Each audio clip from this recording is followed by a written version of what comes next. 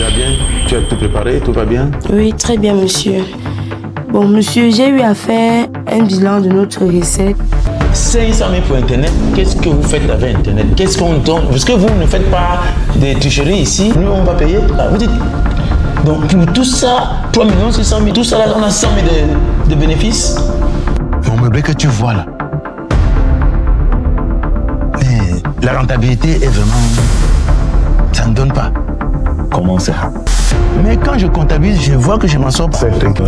Mon frère, merci pour tout le temps que tu m'as accordé. Franchement, je suis allée, j'ai fait une descente mystère au début. Donc, pour dire que quand je suis arrivée, j'ai pas tout de suite dévoilé mon identité à notre personnel.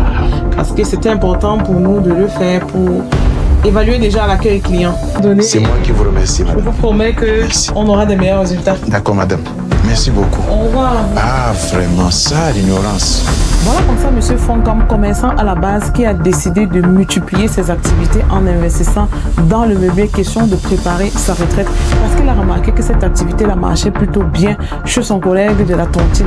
Malheureusement, aujourd'hui, monsieur Foncam se retrouve comme ça avec un meublé qui est pourtant très bien fréquenté, toujours plein, mais les caisses sont vides. En gros, le meublé n'est pas rentable. Premièrement, la politique des prix qu'il a appliquée n'était pas favorable. La deuxième cause comme ça vient du manque de structure. Ok, ses employés travaillent sans fiche de poste. Il ne fait pas de compte régulièrement avec son personnel. Donc, il n'est pas capable de dire réellement qu'est-ce qu'il fait comme recette, qu'est-ce qu'il a comme entrée toutes les semaines ou tous les mois. La troisième cause que nous avons détectée, c'est comme ça un manque de stratégie de communication claire. Ok, monsieur Foncam aujourd'hui compte seulement sur son carnet d'adresse, son bouche à oreille, ses connaissances pour drainer le monde dans son meublé.